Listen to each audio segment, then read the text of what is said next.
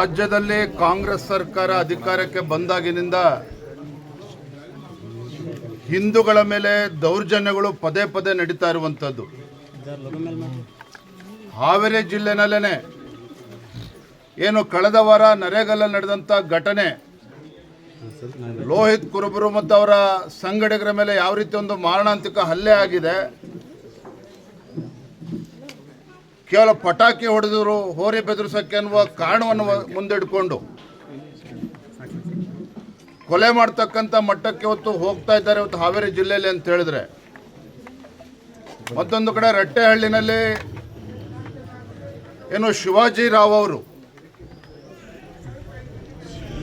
ಕಳೆದ ಹಲವಾರು ವರ್ಷಗಳಿಂದ ಪೆಟ್ಟಿಗೆ ಅಂಗಡಿ ನಡೆಸ್ಕೊಂಡು ಬರ್ತಾ ಇದ್ದಾರೆ. ಅವ್ರ ಮಗನೂ ಕೂಡ ಇಲ್ಲೇ ಇದ್ದಾರೆ, ಭರತ್ ಅವರು 60 ವರ್ಷದಿಂದ ನಡೆಸ್ಕೊಂಡು ಬರ್ತಾ ಇದ್ದಾರೆ ಪೆಟ್ಟಿಗೆ ಅಂಗಡಿನ.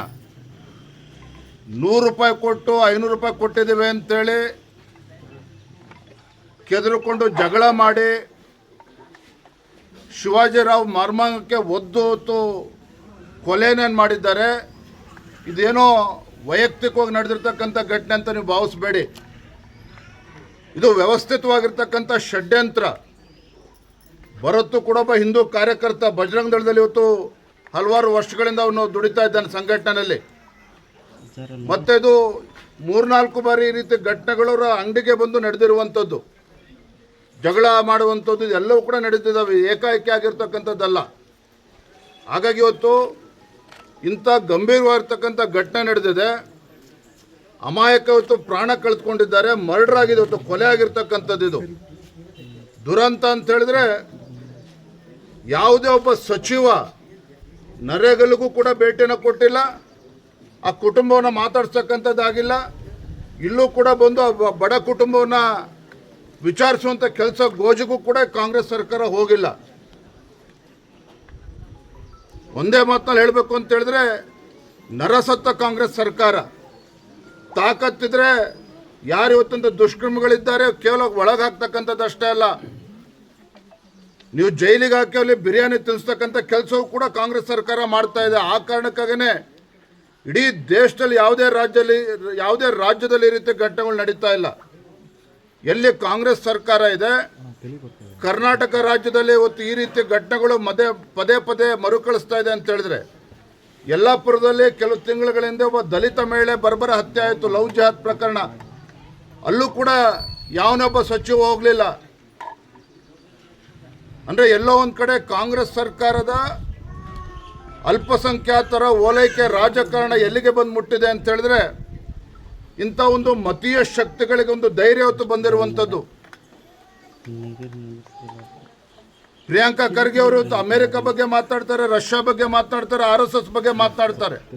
ತಾಕತ್ತಿದ್ರೆ ನಿಮಗೆ ಒಬ್ಬ ಗೃಹ ಸಚಿವರಾಗಿ ಹೇಳ್ತಾ ಇದ್ದೇನೆ, ತಾಕತ್ತಿದ್ರೆ ಯಾರು ಇವತ್ತಿಂಥ ಘಟನೆಗಳಲ್ಲಿ ಇವತ್ತು ರಾಜ್ಯದಲ್ಲಿ ಪದೇ ಪದೇ ಆಗ್ತಾ ಇದೆ ಅಂಥವ್ರನ್ನ ಯಾವ ರೀತಿ ಎಡೆಮುರಿ ಕಟ್ಟಬೇಕು ಆ ಕೆಲಸವನ್ನು ಮಾಡಿ. ಇಂಥ ಬಡ ಕುಟುಂಬಕ್ಕೆ ಇವತ್ತು ಸಂತೋಷ್, ಇವತ್ತು ಭರತ್ಗೂ ಕೂಡ ಇವತ್ತು ಬೆದರಿಕೆ ಇದೆ, ಅವ್ರಿಗೆ ರಕ್ಷಣೆಯನ್ನು ಕೂಡ ಕೊಡಬೇಕು.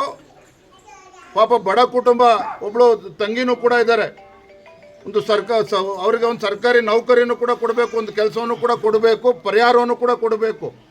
ಇದನ್ನು ಮಾಡೋದು ಬಿಟ್ಟು ನಿಮ್ಮ ಯೋಗ್ಯತೆಗೆ ಬಂದಿಲ್ಲ ಕುಟುಂಬನ ಭೇಟಿ ಮಾಡ್ತಕ್ಕಂಥ ಪುರುಸೊತ್ತು ನಿಮಗೆ ಸಿಗ್ತಾ ಇಲ್ಲ ಸಚಿವರುಗಳಿಗೆ. ಸರ್ಕಾರಕ್ಕೆ ಮುಖ್ಯಮಂತ್ರಿಗಳಿಗೆ ಪುರುಸೊತ್ತಿಲ್ಲ. ನಾವಿವತ್ತೇನೋ ಬಂದು ಸಾಂತ್ವನ ಹೇಳ್ತಕ್ಕಂಥ ಪ್ರಯತ್ನ ಮಾಡಿದ್ದೇವೆ, ಆದರೆ ರಾಜ್ಯ ಸರ್ಕಾರ ಇವತ್ತು ಎಚ್ಚೆತ್ಕೊಳ್ಬೇಕಾಗ್ತದೆ. ಅಲ್ಲಿ ಒಂದು ಕಡೆ ಪುನೀತ್ ಕೆರೆಹಳ್ಳಿ ಒಬ್ಬ ಹಿಂದೂ ಕಾರ್ಯಕರ್ತ, ಹಲವಾರು ವರ್ಷಗಳಿಂದ ಏನು ಗೋರಕ್ಷಣೆ ಮಾಡ್ತಕ್ಕಂಥ ಕೆಲಸ ಮಾಡ್ತಾ ಇದ್ದಾನೆ, ಒಬ್ಬ ಹಿಂದೂ ಕಾರ್ಯಕರ್ತನ ಪ್ರಾಮಾಣಿಕ ಕೆಲಸ ಮಾಡ್ತಾ ಇದ್ದಾನೆ. ಪುನೀತ್ ಕೆರೆಹಳ್ಳಿ ವಿರುದ್ಧ ಯಾರೊಬ್ಬ ಕೊಲೆ ಬೆದರಿಕೆ ಹಾಕ್ತಾನೆ, ಅವರನ್ನು ಒದ್ದು ಒಳಗಾಗ್ತಕ್ಕಂಥ ಕೆಲಸ ಕಾಂಗ್ರೆಸ್ ಸರ್ಕಾರ ಮಾಡೋದಿಲ್ಲ. ಬದಲಾಗಿ ಯಾರೊಬ್ಬ ಹಾದಿಲಿ ಬೀದಿಲಿ ಹೋಗಿ ಒಂದು ಕಂಪ್ಲೇಂಟ್ ಕೊಟ್ಟ ಅವ್ರ ವಿರುದ್ಧ ಅಂತೇಳಿ ಸುಳ್ಳು ಮೊಕದ್ದಮೆ ಮೇಲೆ ಮತ್ತೆ ಮೊನ್ನೆ ಅರೆಸ್ಟ್ ಮಾಡಿದ್ದಾರೆ ಪುನೀತ್ ಕೆರೆಹಳ್ಳಿನ. ಅಂದರೆ ಎಲ್ಲೋ ಒಂದು ಕಡೆ ಕಾಂಗ್ರೆಸ್ ಸರ್ಕಾರ ಇವರು ಪದೇ ಪದೇ ಹಿಂದೂ ಕಾರ್ಯಕರ್ತರನ್ನು ಟಾರ್ಗೆಟ್ ಮಾಡ್ತಾ ಇರುವಂಥದ್ದು. ಇವರ ಅಲ್ಪಸಂಖ್ಯಾತರ ಓಲೈಕೆ ರಾಜಕಾರಣದ ಪರಿಣಾಮವಾಗಿ ಇವತ್ತಿಂಥ ಮತೀಯ ಶಕ್ತಿಗಳಿಗೆ ಇವತ್ತು ಧೈರ್ಯ ಬಂದಿರುವಂಥದ್ದು. ಹಾಗಾಗಿ ನಾನು ಇವತ್ತು ರಾಜ್ಯ ಸರ್ಕಾರವನ್ನು ಎಚ್ಚರಿಸ್ತಾ ಇದ್ದೇವೆ, ನಾಡಿದ್ದು 16ನೇ ತಾರೀಕು ಕೂಡ ಒಂದು ಬೃಹತ್ ಹೋರಾಟವನ್ನು ಹಾವೇರಿನಲ್ಲಿ ಹಮ್ಮಿಕೊಂಡಿದ್ದಾರೆ ಬೊಮ್ಮಾಯಿ ಅವರ ನೇತೃತ್ವದಲ್ಲಿ. ನಾನು ರಾಜ್ಯ ಸರ್ಕಾರ ಕೇಳ್ತಕ್ಕಂಥದ್ದು ಇಷ್ಟೇ, ನಿಮ್ಮ ಪಾಪದ ಕೂಡ ತುಂಬಿದೆ. ಇವತ್ತು ನಿಮ್ಮ ಗ್ಯಾರಂಟಿಗಳ ಭ್ರಮೆನಲ್ಲೇನಿದ್ದೀರಿ. ಇವತ್ತು ಹಿಂದೂಗಳ ಜೀವವನ್ನು ತೆಗಿತಾ ಇದ್ದೀರಿ ನೀವು ಕಾಂಗ್ರೆಸ್ ಸರ್ಕಾರ. ಎಲ್ಲ ಒಂದು ಕಡೆ ನಿಮ್ಮ ಪಾಪದ ಕೂಡ ತುಂಬಿದೆ. ಅದಕ್ಕೆ ತಕ್ಕ ಪಾಠವನ್ನು ಮುಂದಿನ ದಿನದಲ್ಲಿ ಕಲಿಸ್ತಾರೆ. ಆದರೆ ಇದರ ನಡುವೆ ರಾಜ್ಯ ಸರ್ಕಾರ ನಿಮ್ಮ ಕರ್ತವ್ಯ ಇದೆ. ಕೇವಲ ಅಲ್ಪಸಂಖ್ಯಾತರ ಓಟನ್ನು ತೆಗೆದುಕೊಂಡು ನೀವು ರಾಜ್ಯದಲ್ಲಿ ಅಧಿಕಾರಕ್ಕೆ ಬಂದಿಲ್ಲ.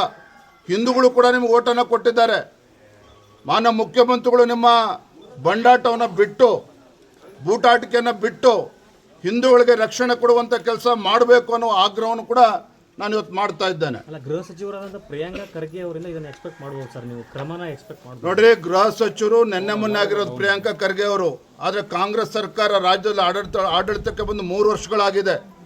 ಹುಬ್ಳಿ ನೇಹ ಹತ್ಯೆ ಪ್ರಕರಣದಿಂದ ಹಿಡಿದು ಯಲ್ಲಾಪುರದ ದಲಿತ ಮಹಿಳೆ ಇರ್ಬೋದು, ಕೊಪ್ಪಳದಲ್ಲಿ ಗವಿಸಿದ್ದಪ್ಪ ಎಸ್.ಟಿ. ವಾಲ್ಮೀಕಿ ಸಮುದಾಯಕ್ಕೆ ಸೇರಿರ್ತಕ್ಕಂಥ ಒಬ್ಬ ಬರ್ಬರ ಹತ್ಯೆ ಆಯಿತು. ಮೊನ್ನೆ ನರೇಗಲ್ಲಾಗಿದೆ, ಇವತ್ತು ರಟ್ಟಹಳ್ಳಿಯಲ್ಲಾಗಿದೆ. ಎಲ್ಲದಕ್ಕೂ ಕೂಡ ಕಾಂಗ್ರೆಸ್ ಸರ್ಕಾರದ ಹೊಣೆಗೇಡಿತನ. ಇಂಥ ದುಷ್ಟ ಸರ್ಕಾರ ಇಡೀ ದೇಶದಲ್ಲೆಲ್ಲೂ ಕೂಡ ನೀವು ನೋಡೋದಕ್ಕೆ ಸಾಧ್ಯ ಇಲ್ಲ. ಇಂಥ ಸರ್ಕಾರ ನಾನು ಇವತ್ತು ಮತ್ತೊಮ್ಮೆ ಹೇಳ್ತಾ ಇದ್ದೇನೆ, ಈಗಲಾದರೂ ಕೂಡ ಎಚ್ಚೆತ್ಕೊಂಡು ಇವತ್ತು ಭರತ್ಗೂ ಕೂಡ ರಕ್ಷಣೆ ಕೊಡುವಂಥ ಕೆಲಸ ಆಗಬೇಕು. ಏನೋ ನೆಪ ಒಡ್ಡು ಯಾರೋ 420ಗಳು ಹೇಳ್ತಾರೆ ಅಂತೇಳಿ ಅವ್ರ ಅಂಗಡಿಯನ್ನು ಖಾಲಿ ಮಾಡಿಸ್ತಕ್ಕಂಥ ಕೆಲಸ ಮಾಡಿದ್ರೆ ಇಡೀ ರಾಜ್ಯಾದ್ಯಂತ ಬಂದಿಲ್ಲಿ ಪ್ರತಿಭಟನೆ ಮಾಡುವಂಥ ಕೆಲಸ ಸಂದರ್ಭ ಬರ್ತದೆ. ಹಾಗಾಗಿ ಮಾನ್ಯ ಜಿಲ್ಲಾಧಿಕಾರಿಗೂ ಹೇಳ್ತಾ ಇದ್ದೇನೆ, ಮಾನ್ಯ ಬೊಮ್ಮಾಯಿ ಅವರು ಕೂಡ ಮಾತನಾಡ್ತಾರೆ. ಯಾವೊಂದೋ ಮಾತು ಕಟ್ಕೊಂಡು ಇವತ್ತು ಅಂಗಡಿಯನ್ನು ಖಾಲಿ ಮಾಡಿಸ್ತಕ್ಕಂಥ ಕೆಲಸ ಮಾಡಿದ್ರೆ ಭಾರತೀಯ ಜನತಾ ಪಾರ್ಟಿ ಕೈ ಕೊಟ್ಕೊಂಡು ಕೂರೋದಿಲ್ಲ.